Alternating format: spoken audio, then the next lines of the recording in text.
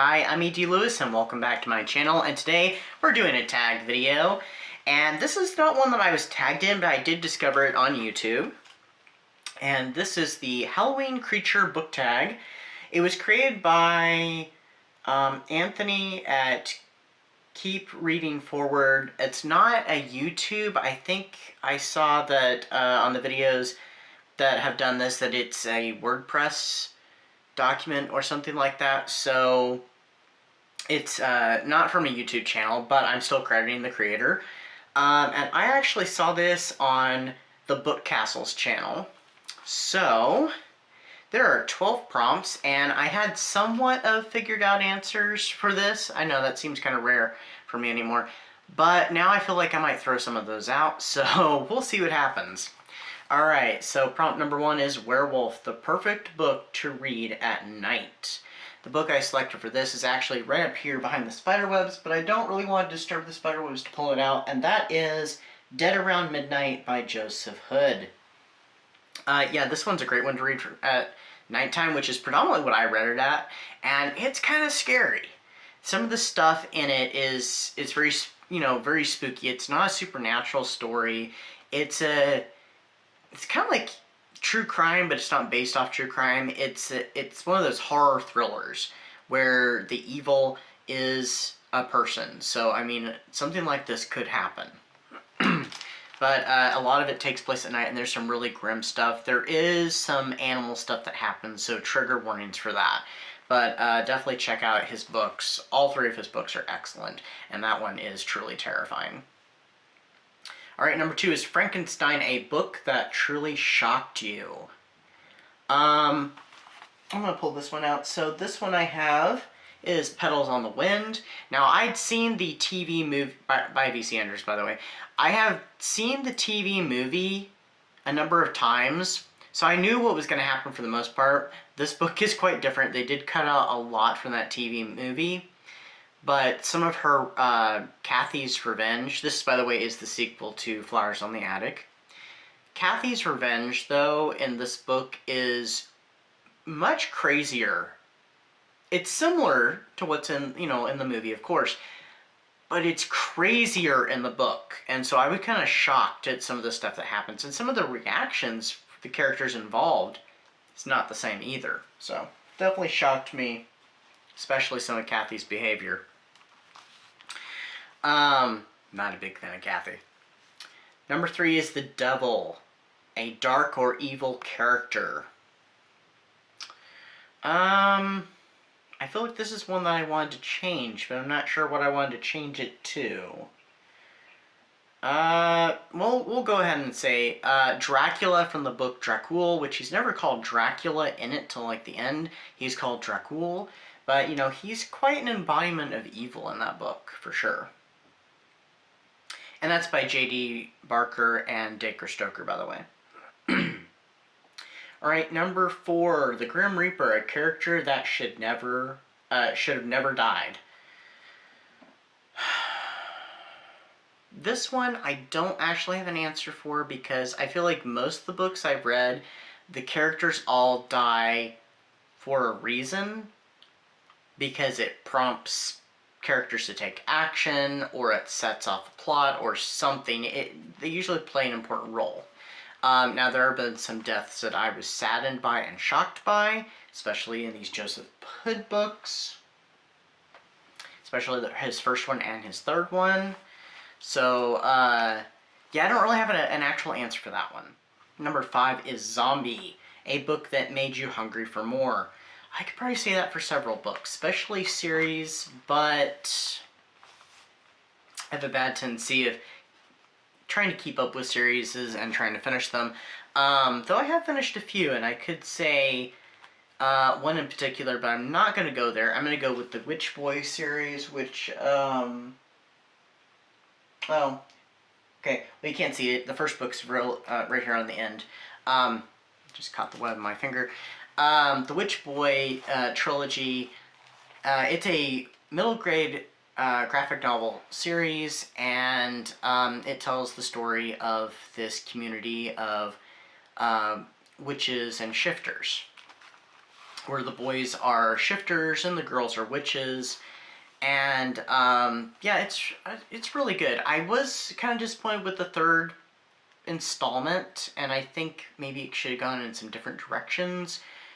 But all in all, it's a really good series, and it made me want to read the next volume because I was curious what was going to happen next in Aster's story. Number 6 is Gargoyle, a character who would protect you at all costs. I'm going to say the character of Will Black from the book I'm reading currently, which I did not bring up here with me. It's downstairs. And that is from Angelica Frankenstein Makes Her Match.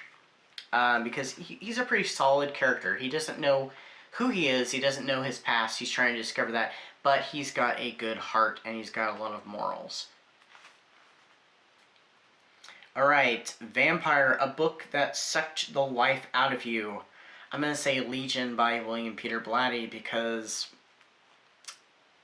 that book was so disappointing. It is the sequel to The Exorcist. It's not one I can recommend. If you are curious about the book that takes place after The Exorcist, the follow-up, go right ahead and try it out. It just was not for me. I prefer the movie adaptation, Exorcist 3, Legion. Well, I guess it's not actually called that, is it? It's just called The Exorcist 3. But yeah, I prefer the film adaptation so much better, and I prefer the theatrical cut, not the director's cut, which has been basically recreated and pieced back together. It just, if I had not been listening to that on audio, I don't know if I would have finished it, to be honest. It does get better toward the ending, but it's just unlikable characters, almost kind of aimless plot, and it's just like, what is going on? So it just was not for me. Alright, 8, Ghost, a book that still haunts you. I'm going to say The Witching Hour by Anne Rice. Some people love this book, some people hate this book. I love this book, and I understand why people don't, and it's because of, like, the 500-year history that's given to you in the middle of the book, and it takes up a lot of room, and this book is over 1,000 pages. It is a tome, but I absolutely love this book, and I still think about it today. I have the 2 follow-ups, I just have not gotten to them yet. Again, me and series. I'm bad with them. But I absolutely loved this book. 9 is Demon, a book that really scared you. I don't have many books that actually scare me, so I don't have a true answer for this, but books that have kind of startled me. The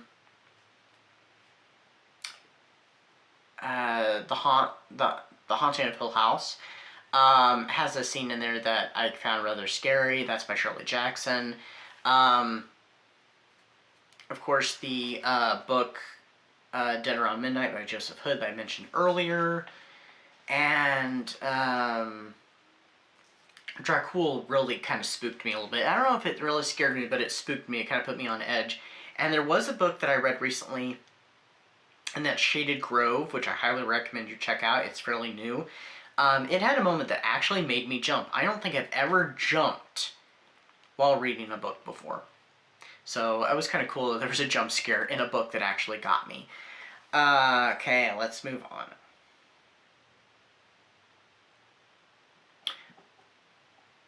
Ten, Skeleton, a character you have a bone to pick with. I feel like I had an answer for this and I don't remember what it is. Oh, I do remember it. Okay, so from the Lara Parker book, Dark Shadows, Wolf Moon Rising, the character is Nathaniel Blair, who is Nicholas Blair's brother, which raises so many questions because I assumed that Nicholas Blair was a high-ranking servant of the Dark Lord over Angelique, and he was probably older than Angelique, so I'm like, how could he have a brother? But I digress, because who knows. Anyway, so this character, he is this mad scientist, and he's come to Collinwood to hunt and destroy the vampire. And And I'm just kind of thinking to myself, this guy is nuts, for one. And I can't tell you why I'm saying that. You'd have to read the book. But I'm thinking to myself, you're Nicholas Blair's brother. Evil warlock. You know, he's completely evil. There's like no good redeeming qualities. The only thing, he's charming, but that's not a redeeming quality. And yet you're hunting the vampire because the vampire's evil and stuff, and you also want to study the vampire? What? Not to mention the stuff that this family did to you, and they are so willing to welcome you. And anyway, never mind. Yeah, I have a bone to pick with this character because I'm like, you know your brother was an evil warlock, right? Anyway. Number 11, Mummy, a book you would preserve through time. I mean, this book is already pretty well preserved, and people love this book. It's a classic. It's Jane Eyre by Charlotte Bronte. Love this book. It's like probably my favorite Gothic, and is the epitome to me of what Gothic is. But I'm also going to include several retellings that I have read, because, you know, whether it be The Wife in the Attic, or Jane Slayer, or Dark Shadows by Marilyn Ross, or even Rebecca, all these books that have either are retellings or inspired off of Jane Eyre, I would preserve them all as well, because I've enjoyed every one of them as, you know, also. Alright, and number 12 is Creepy Doll, a cover too scary to look at. I don't actually have any covers that are too scary to look at, but I do have this one on my Kindle, and this is the Modern Prometheus. And this one, it's kind of freaky and kind of unsettling. It was between this and another book, but I thought I'd go with this one. This is a Frankenstein retelling, I believe. It's not one that I have read yet, but I'm meaning to. I will get to it eventually. But, yeah, that cover is just kind of... It's a little unnerving, but I wouldn't say it's too scary to look at, but closest I've got. So that is today's tag, and if anybody would like to do this tag, please feel free, especially since it is Halloween time. And please tag me in the video. I would love to hear your answers. And until next time, stay safe, stay spooky, and I'll see you then. Bye-bye.